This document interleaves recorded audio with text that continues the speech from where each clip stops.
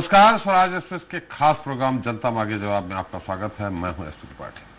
छत्तीसगढ़ में नक्सली हमेशा से ही सरकार के लिए सिरत बने रहे हैं। ऐसे में सरकार माओवादियों के खात्मे को लेकर लगातार अभियान चला रही है। नक्सली क्षेत्रों में सुरक्षा बलों की भारी तैनाती कर रखी है, लेकिन इस बीच बीजापुर के सिलगेर में पुलिस कैंप को लेकर ग्रामीणों और खाकी के बीच तनाव का माहौल बन गया है। दरअसल बीते दिनों सुरक्षा बल के कैंप को लेकर विरोध के दौरान पत्थरबाजी होने के साथ गोलियां भी चली, जिसमें 3 लोगों की मौत हो गई, जिसके कारण सिलगेर का माहौल तनावपूर्ण बना हुआ है। हालांकि सिलगेर में फिर से शांति के लिए पुलिस प्रशासन कोशिश तो कर रही है, साथ ही गोलीकांड की दंडाधिकारी जांच भी हो रही है, लेकिन इस बीच भूपेश सरकार की पहल पर सिलगेर गोलीकांड को लेकर बनाई गई 9 सदस्यीय जांच समिति पर सियासत भी तेज हो गई है। हालांकि जांच समिति बीजेपी ने भी बनाई है, लेकिन ये सवाल उठ रहा है कि जब मामले की पहले से ही दंडाधिकारी जांच हो रही है तो इसके अलावा और कोई जांच क्यों? क्या जांच पर जांच से सिलगेर का सच सबके सामने आएगा या ये और उलझता जाएगा? जनता मांगे जवाब में आज चर्चा इसी बड़े मुद्दे को लेकर होगी।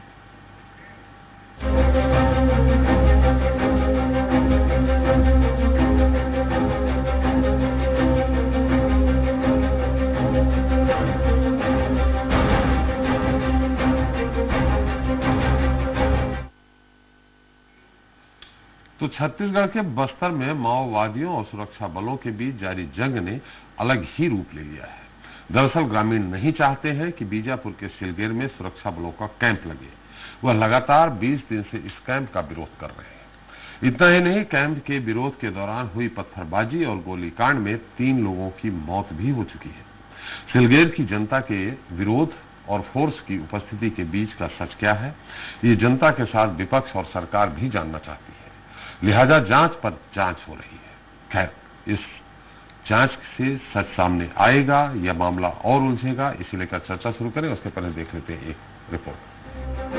छत्तीसगढ़ में सिलगेर को लेकर शुरू हुई सियासत अब तेज हो चली है। सरकार की पहल पर जहां 9 सदस्यीय जांच समिति बनाई गई है, तो वहीं बीजेपी ने भी सिलगेर गोलीकांड मामले को लेकर एक समिति बना दी है, जो सच जानने के लिए पड़ताल करना चाहती है।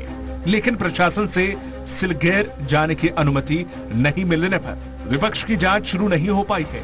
उधर इस मामले में दंडाधिकारी जांच पहले ही उनकी जारी है। वैसे सबकी नजर इस बात पर ज्यादा है कि सरकार के मुखिया की पहल पर जो दल सिलगेर पहुंचा है, क्या वह सच सामने ला पाएगा? बता दें कि सिलगेर गोलीकांड में हुई मौतों को लेकर सरकार पहले ही दंडाधिकारी जांच के आदेश दे चुकी है। ऐसे में विपक्ष ये सवाल उठा रहा है कि जब पहले ही मामले की जांच के आदेश दिए गए हैं, तो सीएम भूपेश बघेल की पहल पर पड़ताल के लिए 9 सदस्यीय टीम सिलगेर क्यों भेजी गई? अगर भेजी गई है तो इसमें सभी दल के लोग शामिल करना था। बीजेपी का आरोप है कि सरकार राजनीति कर रही है। छत्तीसगढ़ सरकार राजनीति कर रही है, और जबकि इसके अंदर दंडाधिकारी जांच का भी अगर मान लीजिए आपने फैसला ले लिया है और फैसला दे दिया है, तो उसके बाद में कमेटी भेज के जो है आप एक भ्रम फैला के अननेसेसरी जो है इसको गंभीर मुद्दे को आप जो है वो हल्का कर रहे हैं। और भारतीय जनता पार्टी के लोग भी उसके अंदर में को रखना था। सब मिल के अगर जांच का अगर मामला था तो आपको इसके अंदर में पारदर्शिता लाना चाहिए। सिलगेर गोलीकांड की जांच को लेकर जो समिति बनाई गई है, उसके अध्यक्ष बस्तर सांसद दीपक बैज हैं। उनके अलावा इस समिति में लखेश्वर बघेल, संत नेता देवती कर्मा, शिशुपाल शोरी, अनूप नाग, विक्रम मंडावी, राजमन ब्रिंजाम और चंदन कश्यप शामिल है। सिलगेर गोलीकांड को लेकर जिस तरह से स्थिति बनी हुई थी, इस वक्त मेरे साथ बस्तर सांसद दीपक बैज मौजूद है। हम उनसे बातचीत करने की कोशिश करते हैं कि उन्होंने ग्रामीण से 2 बार बातचीत करने की कोशिश की, क्या कुछ हल निकला, क्या कुछ निष्कर्ष निकला। हम उनसे डायरेक्ट बात करते हैं। निश्चित रूप से आज हम लोग धरना स्थल आंदोलन स्थल न्याय आंदोलन का चर्चा की। हमारे साथ हमारी 9 सदस्यीय जांच दल, जिला प्रशासन के अधिकारी, हमारे मीडिया सभी साथियों का सकारात्मक चर्चा रहा। लगभग 4 घंटे से अधिक हम लोग चर्चा कर रहे हैं। कितने बिंदुओं पर चर्चा हुई? लगभग 5 से 6 बिंदु पर चर्चा हुई। सभी बिंदुओं पर डिटेल से चर्चा हुई और हम लोगों ने खुल के चर्चा की।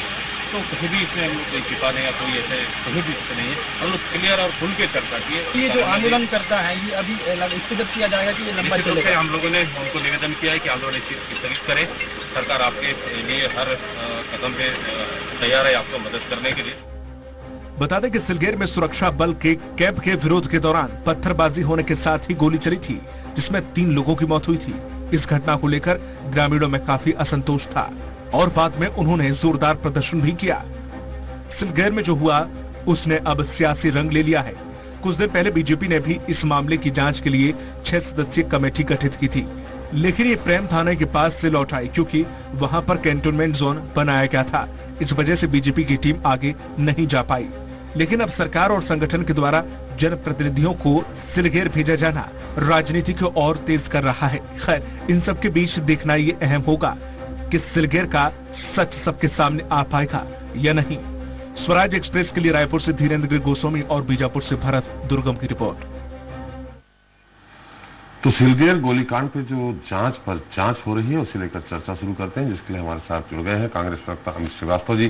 श्रीवास्तव जी, आपका बहुत बहुत स्वागत है। बीजेपी नेता श्री सुंदरानी जी हैं, सुंदरानी जी आपका स्वागत है। और हमारे बीजापुर संवाददाता भरत दुर्गम हमारे साथ जुड़ गए हैं। भरत, मेरी आवाज आ रही है आपको?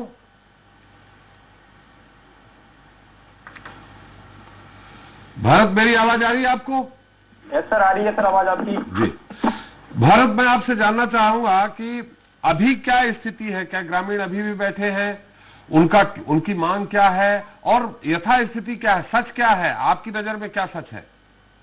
देखिए, हमने ग्राउंड रिपोर्टिंग लगातार से कर रहे हैं जब से ये सियासत जारी है। बीजापुर और सुकमा का सीमावर्ती इलाका पड़ता है सिलगेर। सिलगेर पे लगातार जो ग्रामीण है हजारों की तादाद में आज डटे हुए हैं। जिस तरह से स्थिति बनी हुई है, 3 युवक सहित एक गर्भवती महिला की मौत हुई थी। इसके बाद जो सियासत है और गर्मा गया था। लगातार भाजपा कांग्रेस लगातार उस मुद्दे को लेके बीजेपी कांग्रेस पर टिप्पणी कर रही है, तो कांग्रेस अपने बचाव के लिए लगातार वो प्रशासन से लगा हुआ है। कहीं ना कहीं देखने वाला माहौल जो स्थिति है बहुत भयावह करते हुए नजर आ रही है। अगर आज की हम बात करें, इसी मसलों को लेकर सीएम ने बस्तर सांसद दीपक बैज की अध्यक्षता में एक टीम गठित की गई थी, जिसमें कुछ तमाम विधायक भी मौजूद थे। आज जिस तरह से वो पहुंचे, एक तरफ से बारिश भी हो रही थी, बारिश के दौरान वो तर्रेम पहुंचे थे। तर्रेम के ग्राम पंचायत भवन में वो इंतजार कर रहे थे कि पीड़ित परिवार और जो ग्रामीण है उनसे मुलाकात कर सच्चाई जानने की कोशिश की जाए, लेकिन कहीं ना कहीं उनकी मुलाकात नहीं हो पा रही थी। क्षेत्रीय विधायक विक्रम शाह मंडावी और बीजापुर जिले के एसपी कलेक्टर रितेश अग्रवाल ने तर्रेम मार्ग पर जाकर उनसे बातचीत करने की कोशिश की, तो उनका स्पष्ट तौर पे कहना था कि हम जहां मौजूद है, हम यहीं पे उनको आना पड़ेगा, यहीं पे वो बातचीत करें। हम वहां तर्रेम नहीं जाएंगे उनसे बात करने, उनको यहाँ पे बुलाइए, किसी भी तरह से क्षति उनको नहीं पहुंचा जाएगा। उसके बाद सरकार से जो टीम बनी हुई थी, वो टीम तर्रेम के से 200 से 300 मीटर की दूरी में गई और जो ग्रामीण है उनसे वार्ता की। वार्ता करने के बावजूद कई उसमें बिंदु पे चर्चा हुआ। जिस तरह से कैंप जो एक अहम मुद्दा है जिसको लेके ग्रामीण अब तक डटे हैं, कैंप के लोग स्पष्ट तौर पे यही मांगता है कि जो कैंप वहां पे स्थापित की गई है सिलगेर में, उसे हटाया जाए। और कहीं ना कहीं जो स्थिति बनी हुई है, जिस तरह से चर्चा ग्रामीणों और सांसद और जो विधायक है उनके बीच में हुई, चर्चा होने के बावजूद भी जिस तरह से स्थिति बनी थी, ग्रामीण कुछ निम्न बिंदु उनके सामने रखे हैं कि ये चीजें हैं, कैंप को हटाया जाए और 24 घंटे का अल्टीमेट जो सरकार के लोग हैं उनको दिया गया है ग्रामीण के द्वारा। हालांकि इसमें अब तक कोई निष्कर्ष नहीं निकला है। आज 21वां दिन हो गया है, ग्रामीण अब भी 2 से 3 हजार की तादाद में डटे हैं। इससे पूर्व की अगर पहले हम बात करें तो हमने ग्राउंड रिपोर्टिंग लगातार सिलगेर से लोगों तक स्वराज एक्सप्रेस कंटिन्यू दिखा रहा था कि कैसे स्थिति वहां पे बनी हुई थी, लोग किस तरह से डटे हुए थे, बच्चे से लेके 15 साल 16 साल 8 साल 9 साल सभी लोग जो ग्रामीण इर्द गिर्द के जो ग्राम पंचायत है वो पूरे वहां डटे हुए थे, सिर्फ और सिर्फ कैंप का विरोध कर रहे थे। और लगातार कैंप के विरोध के दौरान 3 लोगों की मौत हुई थी, 3 युवक थे और एक गर्भवती महिला थी। झड़प में एक गर्भवती महिला की भी मौत हुई। टोटल 4 लोगों की मौत हुई जी। हालांकि स्पष्ट तौर पे पहले 3 का नाम आगे आया था, उसके बाद जब ग्राउंड जीरो हमने लगातार जाने की कोशिश की स्वराज एक्सप्रेस के द्वारा, तो उसके बाद एक और नाम निकल के आया, वो जो कि गर्भवती महिला थी, क्योंकि झड़प के दौरान उसे काफी चोटें लगी थी। चोट लगने के पश्चात 2 या 3 दिन के भीतर उसकी मौत हो गई थी। नहीं, बिल्कुल। ये जिस तरह से कहा जा रहा है कि नक्सलाइटों की मौत हुई है, पुलिस ने जो फायरिंग की है तो नक्सलाइटों की हुई है, ये जो जिनकी डेथ हुई है क्या उसी सिलगेर के ही रहने वाले हैं या कहीं अन्यत्र के हैं?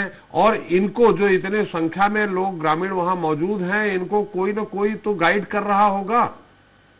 देखिए, निश्चित तौर पर मैं बताना चाहूंगा, जिन लोगों की मौत हुई है, पुलिस ने जब मौत होने के पश्चात जब हमने ग्राउंड रिपोर्टिंग किया और इस पर सवाल दागा, तो पुलिस प्रशासन का ये कहना था कि वो नक्सली है। उसके बाद जब ग्राउंड लेवल तक हमने बातचीत की, हम जब गए बातचीत की, तो उसके दौरान पता चला कि वो नक्सली नहीं, वो ग्रामीण है। उसके बाद एक सवाल और भी उठ रहा था जिला प्रशासन और पुलिस प्रशासन से कि 30,000 रुपया उन्हें मुआवजा कराया गया था।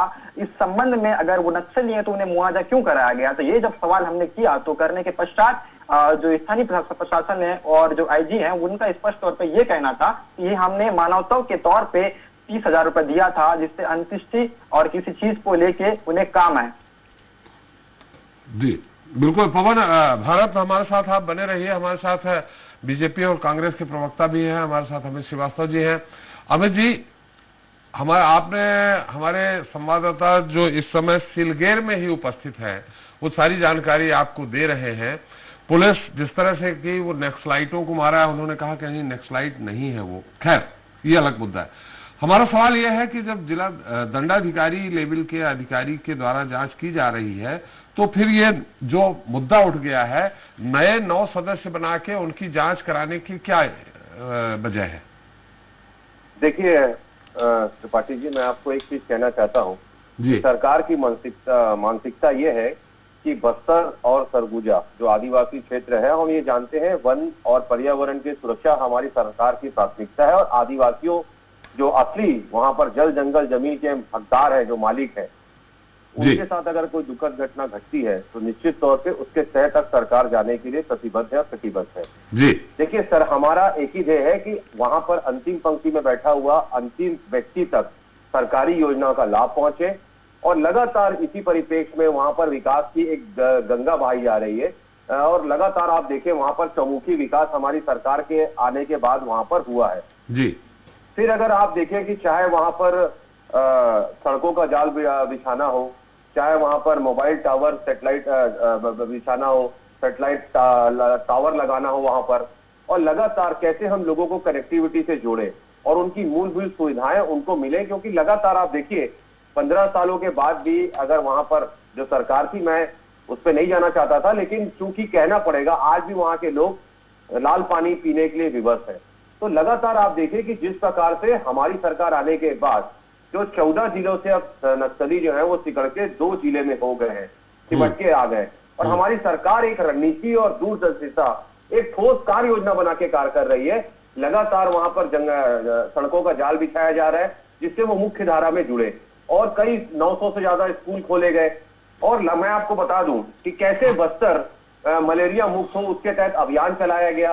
अमित जी, हमारा सवाल कुछ और है। अमित जी, हमारा मैं उसी पे आ रहा हूँ कि हमारा भी ध्येय ये है कि न्यायिक आयोग बना है, निश्चित तौर पे न्याय आयोग अपनी रिपोर्ट देगा, उसके बाद जो भी उसपे दोषी होगा उस पर सख्त से सख्त और कठोर से कठोर कार्रवाई सरकार करेगी। जी, लेकिन वो जनप्रतिनिधि के बहुत करीब होते हैं। अगर कोई जनप्रतिनिधि उनके बहुत करीब होता है जनता के, वो अपने सुख दुख का, अपने बीच का उसको मानते हैं, और इसीलिए अगर हमारे जनप्रतिनिधि वहां 9 लोगों की टीम बना के भेजी गई है, इसीलिए भेजी गई है कि जो भी कंटेंट आ रहे थे वो क्या फैक्ट है, वो अपने उनसे सुख दुख का जो भी उनके साथ घटित हुआ है वो सरकार के समक्ष आए। और इसमें मुझे ऐसा कोई बुराई लगता नहीं है, क्योंकि मुझे ऐसा लगता है कि मेरे बहुत ही सम्मानित भाजपा के प्रवक्ता वो भी ये चाहते होंगे कि वहां का सच सबके सामने आए। आप भी यही चाहते हैं, मैं भी यही चाहता हूं, वो भी वही चाहते हैं। तो अगर सत्य बाहर आने के लिए अगर वो सुख दुख की कुछ बातें अगर वो अधिकारियों से नहीं बता पाते। अमित जी मैंने जो एसडीएम लेवल की जो रिपोर्ट हो रही है, वो जांच की जा रही है, तो उस पर क्या भरोसा नहीं था क्या जनप्रतिनिधियों को ला करके कि भाई ये सही रिपोर्ट देते हैं नहीं देते, कहीं ऐसा तो नहीं पुलिस प्रशासन का फेवर कर जाए? देखिए, ऐसा बिल्कुल भी नहीं है, क्योंकि जो भी फैक्ट आएगा उसी को माना जाएगा। और मैं आपको बता दूं कि दोनों आप जो कह रहे हैं विश्वास की तो बात ही नहीं है, क्योंकि यही वो अधिकारी हैं जो इनके कार्यकाल में शायद अच्छा काम प्रेशर की वजह से नहीं कर पाते थे, और हमारी सरकार आने के बाद जब हमने उनको फ्री हैंड छोड़ा तो लगातार वो अच्छे काम कर रहे हैं। आज आप देखिए जिस प्रकार से ये वही अधिकारी हैं जो जहां पर यही विकास की मुख्य धारा से जो सरकार की योजनाओं को अंतिम व्यक्ति तक पहुंचा रहे हैं, लगातार उस क्षेत्र में काम कर रहे हैं, लोगों को जन सुविधाएं पहुंचा रहे हैं। तभी आप देखिए कि जिस प्रकार से लगातार वहां पर उपचुनाव भी हुए, हमारी सरकार लगातार जीती। तो ये दर्शाता है कि हम जो वहां पर काम कर रहे हैं, जनता ने उसका अच्छा होने पर अपने वोट के माध्यम से मुहर लगाया है। चलिए सर, ठीक है, हम सुंदरानी जी के पास जाते हैं, लेकिन ये सवाल तो निश्चित तौर पर हवा में तो तैर ही रहा है कि जिस तरह से भरत जी ने बताया कि वो नक्सलाइट नहीं थे, पुलिस ने कहा वो नक्सलाइट थे इसलिए उनको गोली मारी गई। वो नक्सलाइट नहीं थे, गांव के लोग थे, जिसमें एक गर्भवती महिला भी थी। ये सवाल तो आपसे हमेशा ही आपके सामने खड़ा रहेगा अमित जी। जी देखिए, आप ठीक कह रहे हैं। जो भी मैंने कहा, न्यायिक आयोग की रिपोर्ट आने दीजिए, दूध का दूध और पानी का पानी हो जाएगा। क्या फैक्ट था, सारी चीजें आ जाएंगी। लेकिन आपके संज्ञान में मैं एक और बात कहता हूं, अगर 12 तारीख से आंदोलन हो रहा है और 17 तारीख, मतलब कितना पेशेंस वहां पर अधिकारियों ने भी रखा। और जिस प्रकार से अधिकारियों की अगर हम बात को ही ले लेते हैं, तो अधिकारियों ने कहा कि ग्रामीणों के आड़ में नक्सलियों ने गोलीबारी की, तो एकदम से उनको भी डिनाई नहीं किया जा सकता, क्योंकि लगातार वो 5 दिनों से आंदोलन में उन लोग को सहयोग कर रहे थे। तो सारी चीजों को इसीलिए एक न्याय आयोग बनाया गया है। और मैं आपको बता दूं कि छत्तीसगढ़ सरकार जो है वो एक आदिवासी 2 करोड़ 80 लाख जनता की जिम्मेदारी और जवाबदारी हमारी है। और हम ये निश्चित तौर पे आपके माध्यम से मैं कहना चाहता हूं कि किनके साथ भी गलत नहीं होगा, ये हमारी सरकार की मंशा है। चलिए सुनारी साहब, आपने भी, बीजेपी ने भी एक कमेटी बनाई है, आपकी कमेटी क्या कहती है? सुनारी साहब, मेरी आवाज आ रही? आदरणीय त्रिपाठी जी, मैं अभी बिल्कुल आ रही आपने मेरी आवाज आ रही त्रिपाठी जी? बीजेपी ने भी कमेटी बनाई और उसकी जांच, देखिए कमेटी की रिपोर्ट क्या कहती है? देखिए आदरणीय त्रिपाठी जी, सिलगेर कांड पर कांग्रेस पार्टी की सरकार, प्रदेश की सरकार, भूपेश बघेल जी की सरकार सच सामने आने नहीं देना चाहती है। बड़े दुर्भाग्य की बात है, एक न्यायिक आयोग सरकार बनाती है, उसके बाद एक 9 सदस्यीय कमेटी बनाती है और वहां पे किसी को जाने नहीं दिया जा रहा। भारतीय जनता पार्टी की एक जांच समिति आदरणीय नंद कुमार साय जी के नेतृत्व में एक वरिष्ठ नेता प्रतिपक्ष रहे हैं और बहुत बड़ी बड़ी जिम्मेदारियों पे रहे हैं। तो जनजातीय आयोग के अध्यक्ष भी रहे, राष्ट्रीय अध्यक्ष रहे, और आज उनको अगर वहां सिलगेर पहुंचने से रोका जाता है तो कहीं न कहीं सरकार कुछ तथ्य छिपाना चाहती है। बार बार इस बात को ये प्रमाणित करना चाहते हैं कि वहां पे नागरिक नहीं मारे गए, 3 नागरिक मारे गए, एक महिला गर्भवती की मौत हो जाती है, 18 लोग घायल हो जाते हैं, लगातार हजारों की संख्या में वहां आंदोलन कर रहे हैं। कहीं न कहीं सरकार ने अगर वहां पे बेस कैंप को स्थापित करना था तो नागरिकों को विश्वास में लेना चाहिए था। डॉक्टर रमन सिंह जी की सरकार 15 साल तक रही, कई बार बेस कैंप स्थापित किए गए, लेकिन वहां की स्थानीय जनता को विश्वास में लिए बिना ऐसा कदम उठाना कहीं न कहीं आग में घी डालने वाला काम किया। और आज तो अमित जिसे आप प्रश्न कर रहे थे, एक भी चीज का उन्होंने उत्तर नहीं दिया और वो उन्होंने अपनी बातें लंबे रूप में रखी। लेकिन जो आप चाहते थे वो नहीं। मैं आपसे ये, आज एक कांग्रेस के विधायक ने सरकार पर आरोप लगाया कि आदिवासियों को, ग्रामीणों को नक्सली बनाकर उन्हें मारा जा रहा है, उन्हें गिरफ्तार किया जा रहा है। तो जब ये कांग्रेस के विधायक कह रहे हैं तो तब तो कम से कम कांग्रेस की सरकार को सचेत होना चाहिए और सच को सामने लाना चाहिए। अभी मैं भरत जी को भी सुन रहा था, आपके संवाददाता को, उन्होंने एक बात कही कि 30-30 हजार रुपये मुआवजा दिया गया इन 3 जो ग्रामीण वहां पे मारे गए हैं, जिनकी वहां पे गोली से मृत्यु हुई है। और तो क्या हर नक्सली को ये 30,000 रुपये मुआवजा देते हैं अगर गोली से वो जो मारे जाते हैं?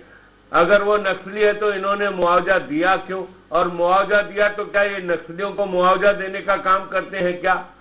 कई बिंदुओं पर सरकार कटघरे में खड़ी है। और मेरा सीधा आरोप है त्रिपाठी जी कि ये सिलगेर कांड पर से पर्दा उठने नहीं देना चाहती सरकार, तथ्यों को छिपाना चाहती है, कहीं ग्रामीणों को शिकार करना चाहती है। सुनारी साहब, कहीं न कहीं कुछ न कुछ तो दाल में काला है। अगर बेस कैंप वहां पुलिस का लग रहा है तो इसमें ग्रामीणों को क्या परेशानी होनी चाहिए?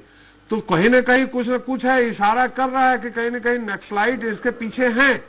ऐसी स्थिति में अगर नक्सलाइटों ने फायरिंग की होगी तो पुलिस हाथ में हाथ थोड़ी धरे बैठेगी, हाथ में हाथ रख के वो भी फायरिंग करेगी। अगर पुलिस ने फायरिंग की नहीं, नक्सलियों ने फायरिंग की और जवाब में पुलिस ने फायरिंग की, तो ऐसे तथ्य सामने आने चाहिए। और सौभाग्य से भरत हमारे साथ जुड़े हुए हैं, आपके संवाददाता है। अगर ये स्थिति है कि नक्सलियों ने वहां पे फायरिंग की या नागरिकों के पीछे नक्सली है, तो सरकार की इंटेलिजेंस क्या कर रही है?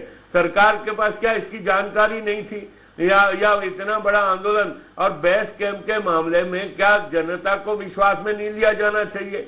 कई सारे ग्रामीण को भ्रमित किया होगा नक्सलियों ने, मैं मानता हूं नक्सली इसके पीछे हो सकते हैं, लेकिन क्या सरकार और जनप्रतिनिधि और वहां के जो जिला पंचायत या ग्राम पंचायत के सदस्य हैं या अधिकारी हैं, पुलिस प्रशासन के लोग हैं, जिला प्रशासन के लोग हैं, अगर बैठ के वहां के ग्रामीणों से बात करते, नागरिकों से बात करते, बेस कैंप स्थापित करने के पीछे जो मजबूरी सरकार की रही होगी वो बताते, तो शायद नक्सलियों के बीच में आत्मविश्वास, नागरिकों के बीच में आत्मविश्वास जागृत होता। कहीं न कहीं ग्रामीणों को विश्वास में नहीं लेना सरकार की नाकामी सिद्ध होती है, अधिकारियों की नाकामी सिद्ध होती है, और फिर ऊपर से उनको नक्सली बताकर ब्लेम करना और उनकी 3 लोगों की मृत्यु हो जाए और एक गर्भवती महिला की मृत्यु हो जाए, 18 लोग घायल हो जाएं, उसके बाद भारतीय जनता पार्टी का एक प्रतिनिधि मंडल उस गांव तक जाए तो उसे जाने न दिया जाए, तो क्या संदेहों को जन्म नहीं दिया जाता है? चलिए अमित जी से हम उत्तर ले लेते हैं। अमित जी, आपने सब कुछ सुन लिया होगा सुंदरानी जी से, वो जो जानना चाह रहे हैं मेरे समझ से उनका ये कहना है कि आप ग्रामीणों को विश्वास में लेते, आपके जो आज जनप्रतिनिधियों की आपने एक कमेटी बनाई है, 9 सदस्यों की, उनको भेजते, पहले ही उनको विश्वास में ले लेते तो शायद ये नौबत नहीं आती। अमित जी। जी, निश्चित तौर पे बहुत ही सम्मानित हमारे सुंदरानी जी हमारे बड़े भाई हैं, लेकिन मुझे ऐसा लगता है कि वो आज डिबेट की तैयारी ढंग से करके नहीं आए, और जिस प्रकार से उनको यही नहीं पता कि उनके पूर्व सांसद आदरणीय दिनेश कश्यप जी उन ग्रामीणों से मिले थे, उसकी वीडियो क्लिपिंग्स आई थी, उनसे उनकी चर्चा हुई थी। अब ये भाजपा का अंदरूनी मैटर है कि वो किसको भेजते हैं, किसको नहीं। पूर्व में अमित जी, उनका सुंदरानी जी का कहना है कि पहले बेस कैंप वहां स्थापित करने के पहले उनको विश्वास में लेते।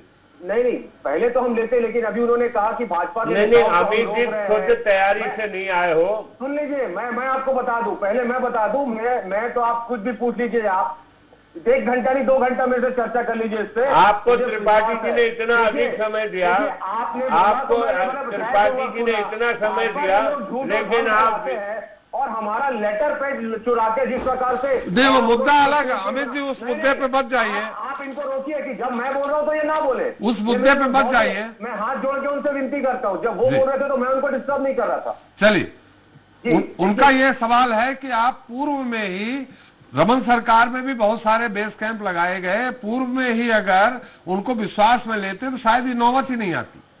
देखिए, निश्चित तौर पे हम जो कैंप बना रहे हैं, निश्चित तौर पे वो ग्रामीणों के लिए ही बना रहे हैं। अगर सड़क बनेगी, अगर वहां पर आंगनबाड़ी केंद्र खुलेंगे, स्कूल खुलेगी, तो किसको फायदा होगा? वहां के आदिवासियों को ही फायदा होगा। और ये इंटेलिजेंस फेलियर की बात कर रहे थे, विश्व का सबसे बड़ा नरसंहार झीरम कांड इनके कार्यकाल में हुआ था, इसको ये भी नहीं भूलना चाहिए। लेकिन जिस प्रकार से आज आके झूठ और भ्रम फैलाना चैनल में बैठ के, ये बड़ा दुखद पहलू है। और जिस प्रकार मैंने आपसे कहा कि लगातार सरकार उस तह तक जाएगी, जो भी दोषी उस पे होगा उसको कठोर से कठोर और सख्त से सख्त कार्रवाई की जाएगी, क्योंकि हम जल जंगल जमीन के असली हकदार आदिवासियों को मानते हैं। इनके जैसा लगातार इन्होंने जो अपने कॉर्पोरेट मित्रों अमित जी, हमारा उत्तर लास्ट तक नहीं आया, अंत तक नहीं आया।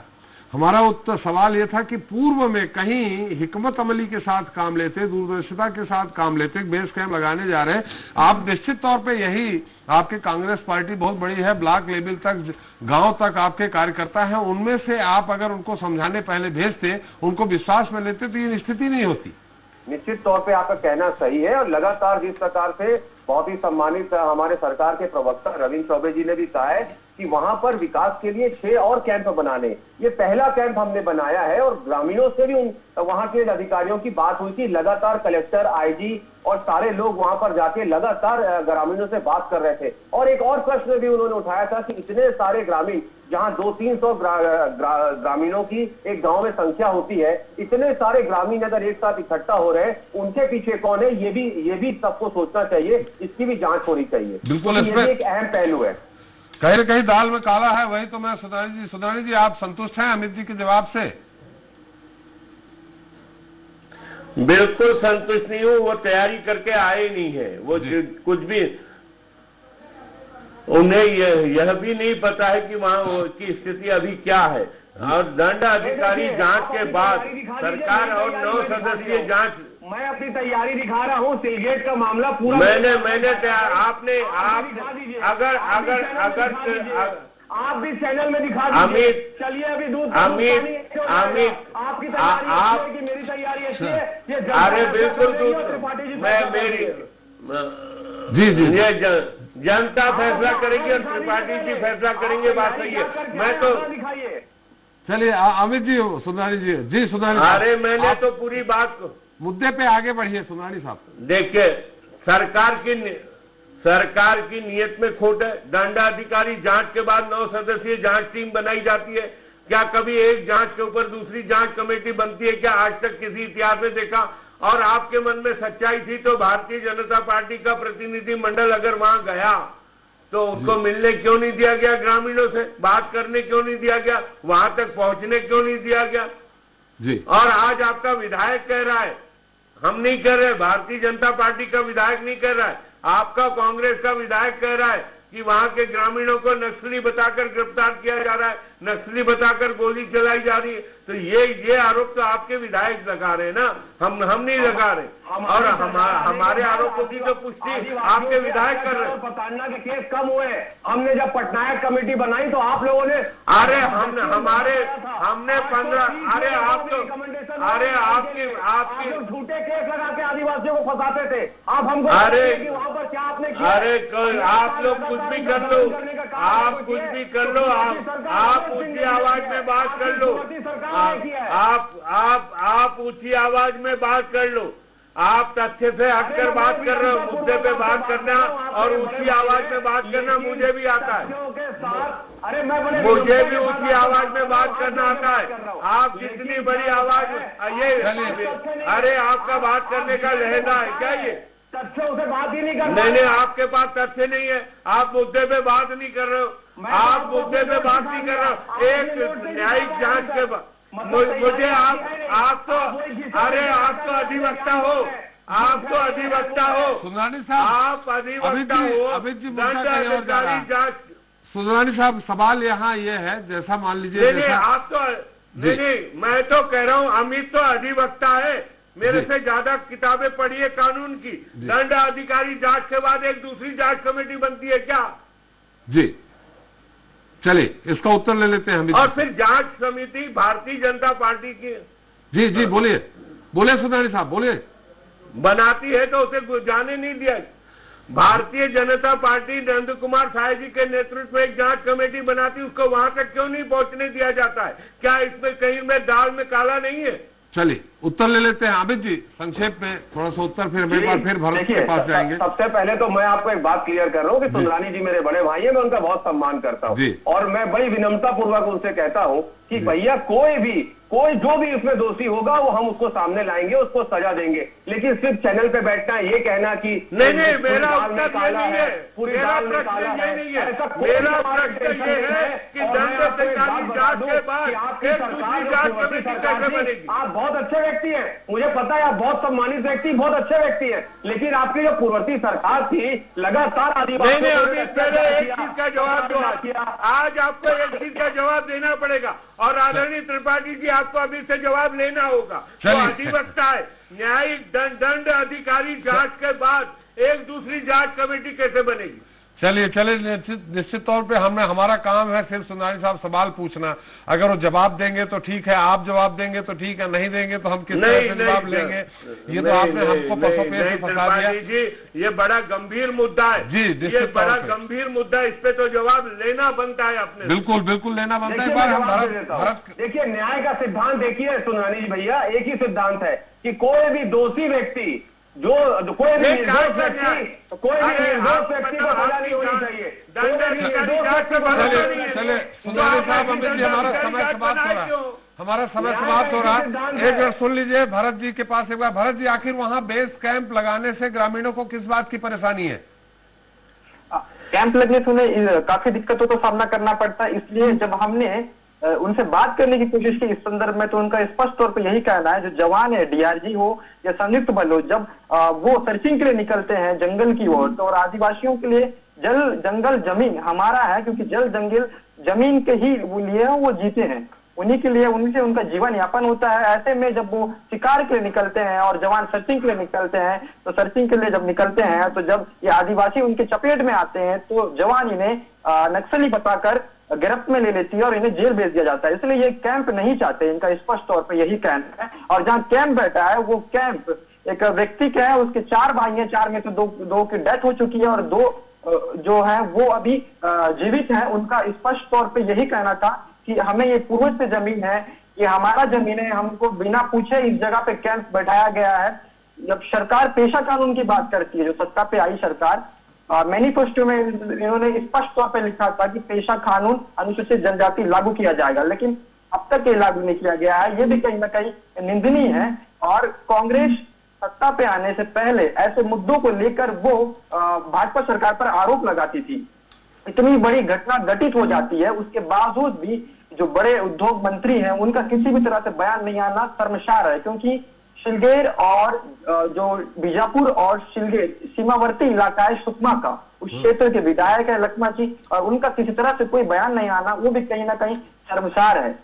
और कहीं ना कहीं पहले जो घटना, आपका कहना यह है कि वो जब अगर वहाँ बेस कैंप लगता है, तो जो सर्चिंग के लिए जवान निकलते हैं, वो आदिवासियों के साथ अत्याचार करते हैं, सीधी सीधी बात ये है।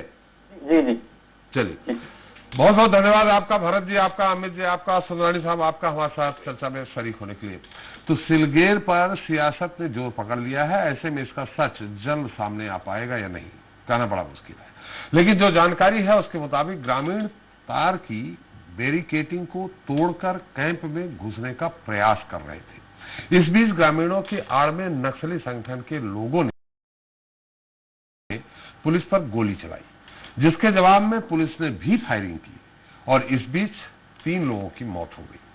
अब ये नक्सली थे या फिर ग्रामीण, इसे लेकर तमाम तरह की बातें हो रही हैं। लेकिन सिलगेर में इस घटना को लेकर ग्रामीण जिस तरह से लामबंद होकर विरोध कर रहे हैं, वो कहीं न कहीं कोरोना विस्फोट को भी दावत दे रहा है।